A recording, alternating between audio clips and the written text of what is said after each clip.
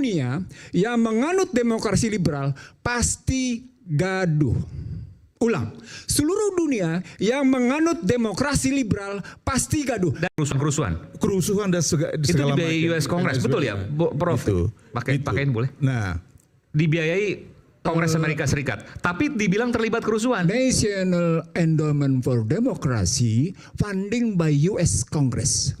Dan menurut Bung Muniani membiayai kerusuhan. Operasi di seluruh dunia yang bergerak atas nama demokrasi liberal. Bukan kerusuhan dong? Bukan, artinya dia bisa memicu soal kerusuhan, tapi paling tidak dia mempromosikan demokrasi liberal. Ya kalau kayak gitu nanti media juga bisa dibilang provokasi kerusuhan. Bukan.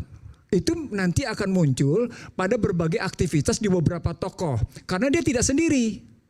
Lembaga ini tidak bekerja sendiri, dia akan bekerja dengan beberapa jaringan yang ada di sebuah negara nasional itu. Oke, untuk mengembangkan demokrasi.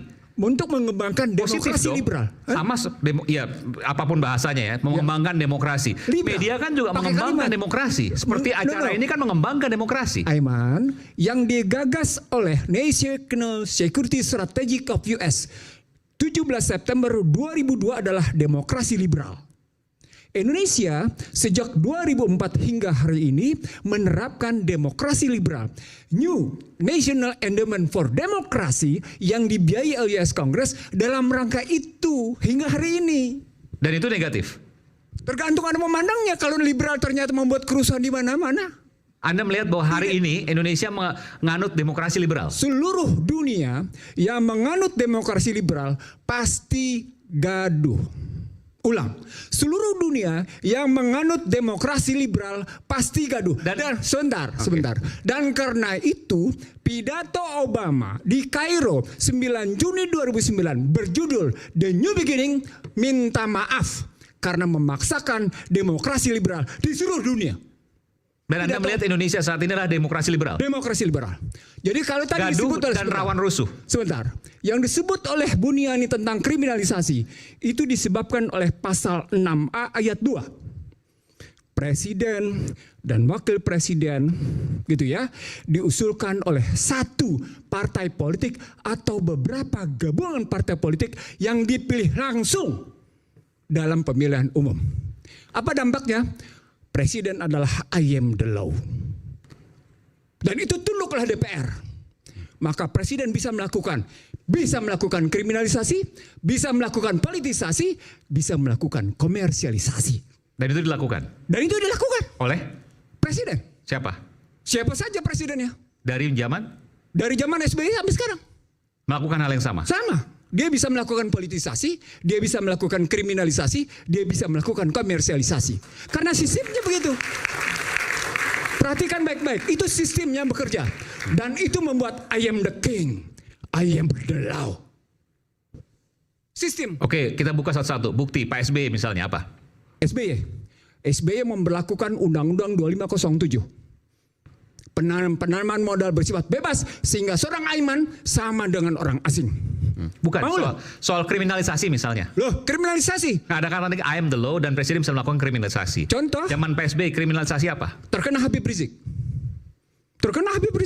Ketika proses yang namanya di Monas, ingat.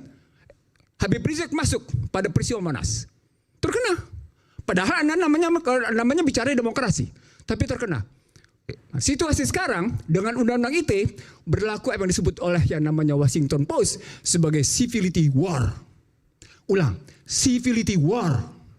Kalau civility war, Anda mestinya terima karena memang Anda melakukan demokrasi liberal. Oke, satu tadi ya contoh. Ya. Cuma satu. Iya. PSBY cuma satu. Paling tidak itu yang saya ingat. Nanti kalau seandainya ada bantahan silakan. Pak Jokowi banyak sekali kriminalisasinya. Teman-teman yang masuk kemarin, termasuk Ihsanuddin Nursi dikenain kriminalisasi. Loh, belasan jam gue diperiksa dan tegas-tegas gue bilang, hei polisi, Anda mestinya menjadi pengayom, Anda mestinya antarakan Tribrata. Bukan di sini gue ngomong. Polisi mestinya tahu diri. Tegas gue bilang. Waktu itu Anda? Loh, karena polisi sudah menjadi alat kekuasaan. Itu real. Karena tadi pasal 6 ayat 2. Jadi kasus kemarin sesungguhnya, kalau mau fair-fairan, terjadi persaingan tidak sehat antara TNI dan Polri. Saya buka sama semua Anda. Pengalaman pribadi saya buka. Ya. Suatu hari saya menjadi salah satu pembahas di seminar PT IKA untuk para bintang 1. Pembicara Sri Mulyani, Agus Limatowalyo. Apa kata Sri Mulyani? Saya naikin anggaran Anda. Saat itu kemudian orang tidak pernah berpikir bahwa tidak fair antara anggaran TNI dengan Polri. Apa sambutannya? Woi, tepuk tangan luar biasa. What's the point? Tidak fair kan? Tidak adil kan? Persoalan di situ muncul alokasi anggaran yang sesungguhnya menunjukkan ada pembedaan antara TNI sama Polri. Suka tidak suka, kejadian nyata. Dan itu saya buka di situ dan kemudian saya sebutkan ini ada masalah. Lalu saya tanya pada Ani, saya tanya pada Agus, hadir juga yang namanya Luhut Binsar Panjaitan. Saya tanya pada mereka, kasus tentang Trump yang baru berkuasa itu adalah Trump periode pertama adalah deglobalisasi yang di dalamnya berarti memerlukan pertahanan ke dalam dan keamanan ke dalam. Kenapa Anda tetap melakukan globalisasi? Yang itu berarti berhubungan dengan peristiwa bagaimana pertemuan di Toronto dan di Georgia tentang bagaimana meningkatkan peran polisi. Loh, ini jadi bukan variabel seperti yang Buniani bilang, bukan variabel tunggal. Dari situ aplikasinya adalah soal perencanaan. Bagaimana kita merencanakan keamanan? Bagaimana kita merencanakan pertahanan? Bagaimana menimbulkan rasa keadilan?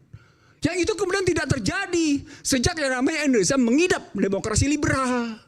Itu fakta. Itu tujuan Anda mau dibalikan seperti Undang-Undang 45 yang asli.